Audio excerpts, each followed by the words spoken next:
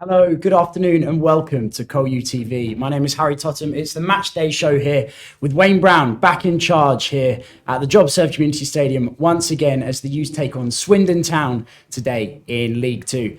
As you will have seen, Wayne Brown to be assisted by Col U legend Joe Dunn and the young coach Dave Huzzy, who took over for a couple of games earlier in the season when we had COVID issues here. So fascinating to see how they get on after the win last week versus Salford. Very much needed 3 points indeed.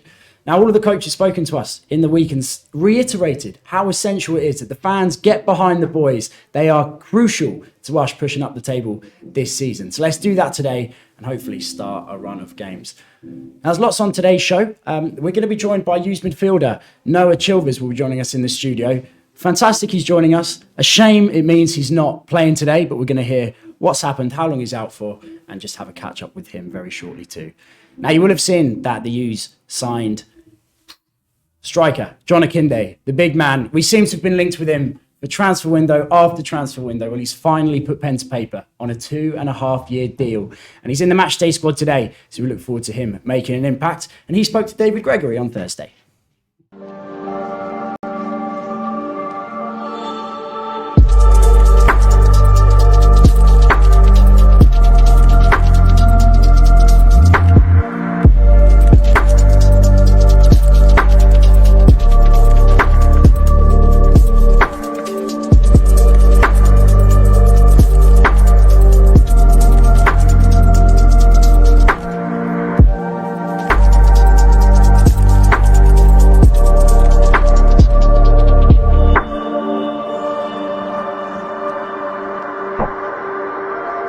John signed for Colchester United. Why now? Why Colchester United? It's just a good club, great club. Been aware of the interest for a while, and I just there. Always enjoyed like watching them, playing against them. Thought they were always a good club, and got a good relationship with a few of the boys here as well. And I want to also know the league position that we're in. I want to come and help. And obviously we're looking at a big improvement needed for the second half of the season. Mm-hmm. And you must feel that you can add to that, and with the quality that we've already got here. Yeah, definitely. Like I said, I know a few of the boys here, so it's a big surprise that Colchester, where we are. So I want to just come and help the best way that I can, help the team. Obviously, you're an experienced player now. You must feel you can bring that to the table as well. Is it something that you've kind of over the last couple of years revelled in, helping youngsters? Because obviously we've got a good academy here where we bring players through. Yeah, definitely. I feel like I said, coming here to help, give my experience in any way that I can. See, last time I was in the league, obviously got promotion, so hopefully we can bring that to the table very soon. But I'm looking forward to it. Looking forward to helping in any way I can, whether it's helping the youngsters, helping the boys on the pitch, helping around the place, everything. Yeah, and obviously January is a strange time for football, isn't it? You're kind of thinking it's probably only kind of the 11 or 12 that are in the team at any club are probably settled during that month. And do you take much notice of the rumours, or you just wait until you hear things for definite? I think you hear a lot of rumours, to be fair, in football. So until something's concrete, you just get on with your job. So this has happened. Like I said, it was concrete, and glad to get it over the line. Yeah, and obviously getting over the line, it secures your future for a little while as well. So you must be pleased that you can hopefully settle here at Colchester United. Yeah, definitely. Especially, like I said, did my own homework, and I heard it's a great club. I heard it's a great club from a lot of players. So I'm just looking forward to joining that and just enjoying playing football. There we have it, John Akinde. It's another player signed by the U's this January transfer window and a fine goal scoring record in League Two. Let's certainly hope that continues. Do you see us adding anyone else this year, or do you think we're going to lose anybody? It's the January transfer window after all. If you do, let us know. media@colchesterunited.net. Now, as you can see, been joined by a very special guest, Noah Chilvers. Thank you for joining us, Noah. It's great to have you in here. Obviously, it means you're not playing today, which is a real shame. Yeah. Can you tell us what you've done, how it came about, and perhaps when we can look forward to seeing you back on the pitch? It's just a bit of a quad problem. I've had it for a month or so now, probably, that I've been playing through, because no one wants to miss games. Of course. I hate missing games of football, so I've been playing through it. And just at the weekend it felt fine, but just something happened in training Tuesday. So I just want to make sure we get on top of it.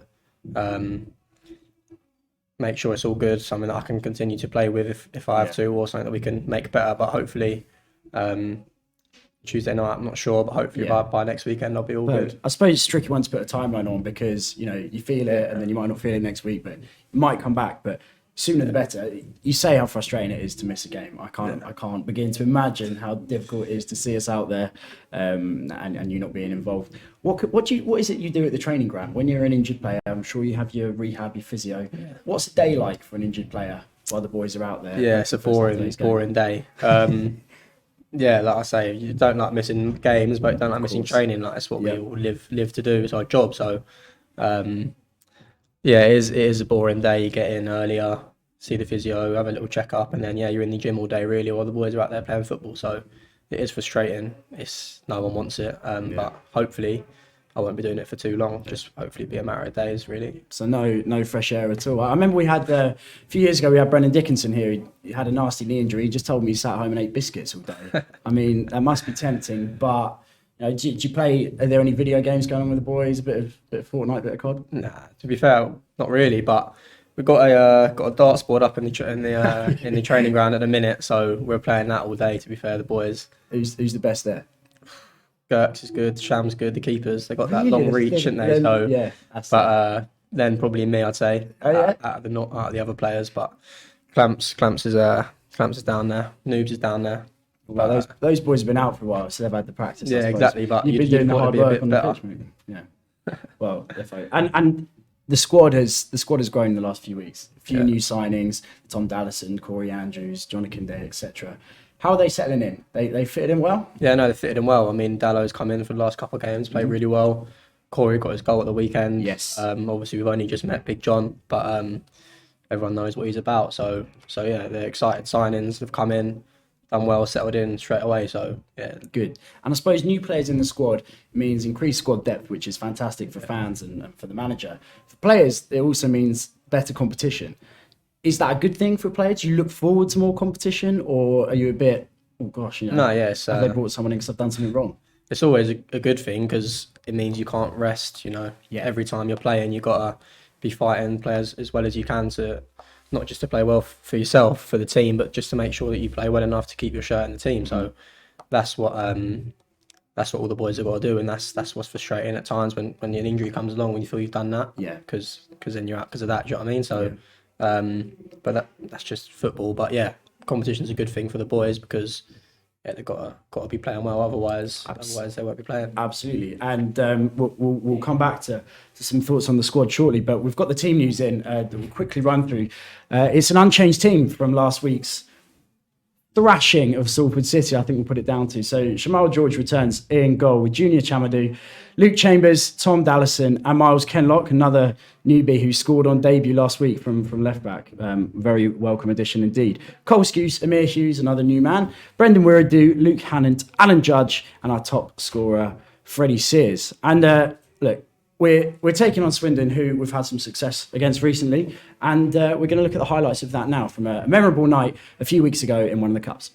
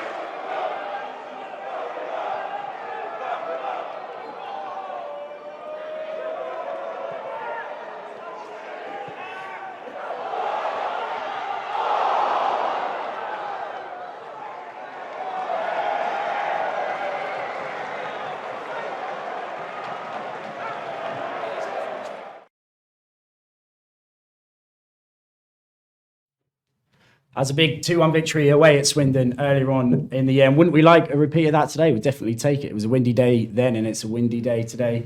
Indeed. And we're back in the studio with Noah.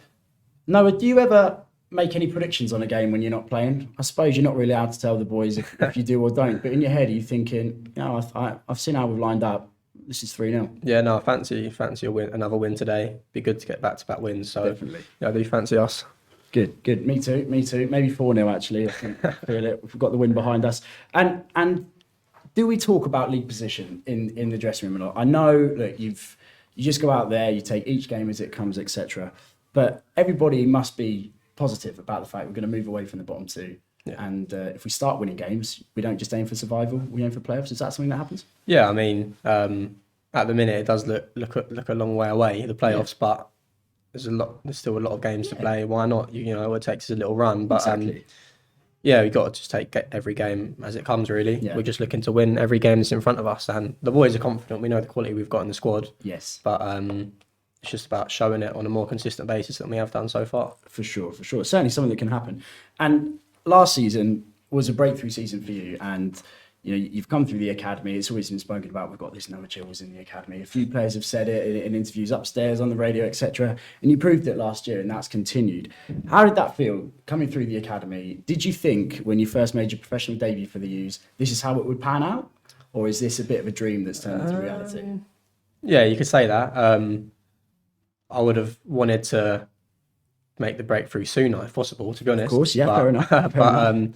Just got to be patient, really. Obviously, had my loan spell. Yeah. And then, last season went very well on a personal note, kind of establishing myself as a first team player. So, it was a really good season for me, and I'm really, really proud of how it went. And like you say, it's when you're coming up through the academy, it is something that you dream of doing. I always had the confidence that I would eventually do it, and it did happen. Good. We're delighted to have you, and please carry on. Please do. And a few people have come through the academy and gone on to, higher leagues, etc. Alex Gilby's doing it, Sammy Smodics, the likes. Who do you see as the next person to come through the academy? I know you've only just made it through yourself, so I'm not saying you're old yet, but someone that might come through that perhaps hasn't made a first team appearance yet. There's a good few boys in the academy that are good players, to be fair. A good few that train with us, in all fairness, as well. Train with us on a consistent basis. You've seen him a bit. Che Cooper, a good player. Yes. We see a bit about Harvey Sayer as well. Yeah, no. From what I've seen, he's doing very well on his loan spell. So good. Like I say, it's just about all the young boys, because they've all got ability. Otherwise, they wouldn't be training with us with being around it. So it's just about when they get given their chance. Definitely. Taking it, doing well, and trying to establish themselves. So whoever it is next, I'm sure they'll be trying to do that. And if they do, then they know it's a club that will give them the opportunities. And also coming through as a young player, I mean, we switched from the academy now to the experience, the lights that we brought in over the summer, the guys, Chambers, etc. As a young player, is it good to play with people like that? Or would you prefer, the guys you played at under 18s with and you'll move up together? Or is it good to have a mixture? Yeah, no, it's good to have a mixture, I think. Obviously, we've got boys I've known since I was really young, Clamps. Yeah, of course. Been playing with him for years, and then obviously having the older boys that I can learn from. It's good to have a mixture, because, like you say, they've had experiences in the past that myself, Junior, Brendan, all the young players we can learn from. It's only a positive. The experience goes throughout the team, from front to back. You're playing in the middle with Cole Skuse, and Judge, with Freddie Sears in front of you and Luke Chambers behind you. Do they boss you around a little bit? Who's the bossy one on the pitch? That's interesting. No, don't boss me about. They're all vocal, because obviously that is, they've come up, they've played a lot of games with a lot of experience. So they've got the right to be vocal to us young boys, but it's about us being vocal with them as well, because obviously we're only young, but the experiences that we've had last season, especially with the battle that we had towards the end of the season. The experience for me isn't about your age; it's about what you've experienced. Absolutely. You know what I mean? Yeah, so, playing experience.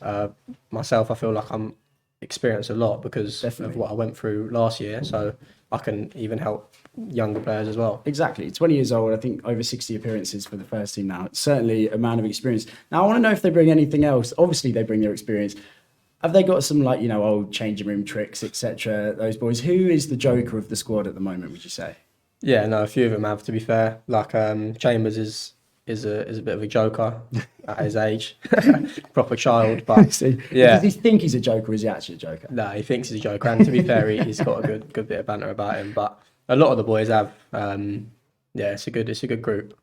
Good. That's good to hear. And finally, just before we let you go, a prediction for today's game, if you don't mind, please. I think 2-1 Col U. We'll take it. We'll absolutely take it. Any scorers in particular, or do we not mind? Searsy and Chamber.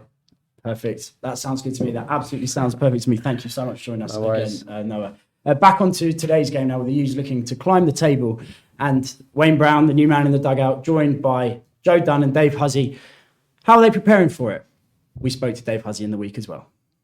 Wayne, still in January, just done another bit of business with John Akinde coming into the building. Yeah, I think he'll be a great asset for us. I think he'll give us a different dynamic that's been missing, I think, at times this year. He gives us that presence, experience, but more importantly, we're hoping he's going to bring goals. He plays in between the sticks. When the ball's in wide areas, he's intelligent with his movements, and he's a handful. He's a big boy. So yeah, we feel that he's going to be a real asset for us going forwards, and a good addition to the group. And we're coming towards the end of the month. Are we expecting any more ins or outs, or is it just a case of football's football? We'll have to wait and see. I think you never know, and it's always tough, the January one, because things happen really quickly. So it's a tough one to answer, because as I said, right up to the deadline, last minute, you just don't know what's going to happen. So potentially yes, but again, who knows? Yeah. You had a full week on the training ground with the lads after Saturday. Was it needed, or did you want a game on Tuesday to kind of keep the momentum up? I think there's an argument for both sides of that. I mean, obviously the confidence was good, the spirit and the morale in the team was good, which you would expect after a great result like that away from home.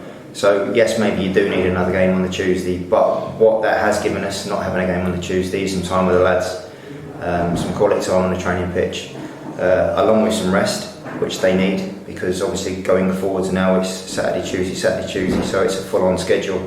But we've managed to put a bit of detail into the lads, and hopefully that will pay dividends on Saturday. Yeah. And at the end of the game, immediately after the final whistle, you said you wanted the players to enjoy that feeling of winning. Did you manage to over the weekend?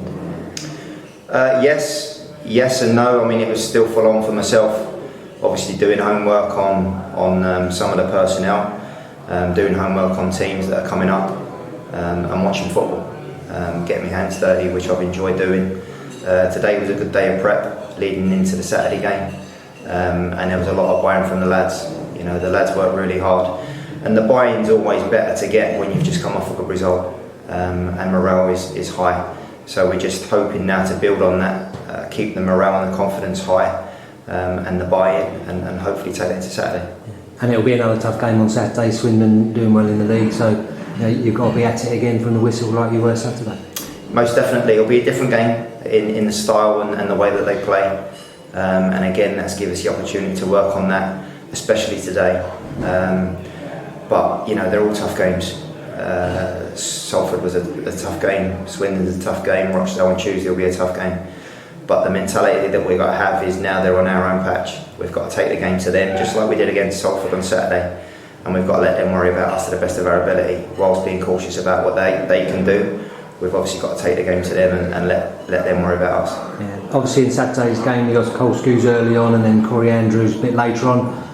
How have they recovered from their respective knocks? Yeah, not too bad. They've both settled down, thankfully. So again, it was a big blow, Cole coming off, but I think it was one of them where opportunity knocks. Noah's come in and done great. He's done brilliant for us when he's come on. Front foot in his pressing. And again, it's great for me now to have numbers, fit bodies, and headaches, because as a manager, that's what you want. Obviously, bringing John in as well, it gives us quality in that top area and competition for places, which is what you need. Any successful team has that, and that's what we're trying to generate. Yeah, and you say it's a bit of a headache now, selection-wise, but I suppose for you as a head coach, that's the better headache than having not enough players to call on with quality. Definitely. I mean, last year when I was in, we didn't have the numbers. You know, we had a lot of young lads in the squad. We have a lot of injuries. This season's different in the fact that, again, no disrespect to the lads that were here last year in the squad, but we feel that we've got better quality, we've got a better squad, we're better equipped. But it's now being positive around the group, keep getting that buy-in, keep the confidence levels up, and building on what we had on Saturday.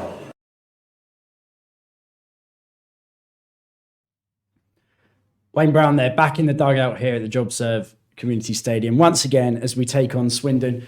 That's it from us. We'll quickly run you through the starting lineup again. Shamal George in goal, Junior Chamadou right back, Luke Chambers, Tom Dallison the centre halves, Miles Kenlock at left back, Cole Skuse, Emir Hughes just in front, Brendan Wiradou in front of them with Luke Hannon, Alan Judge out wide, and top scorer Freddie Sears continues up front. On the bench, we must mention Frank Nouble, Uwara Edwards, Corey Andrews. Delighted that he got his debut goal, so his first goal for the U's last week against Salford. Tom Eastman, Cameron Cox, Ted Collins is the young substitute keeper, and John Akinde, as we've mentioned, wears shirt number 24. He's on the bench for the U's today, hoping to come off and make a big impact indeed. Right, that is it from us today. If anywhere in the UK, you can follow the U's. I follow audio match commentary. Get behind the boys. It's windy out there, but we need you all the same. Up the U's. Bye-bye for now. We'll see you soon.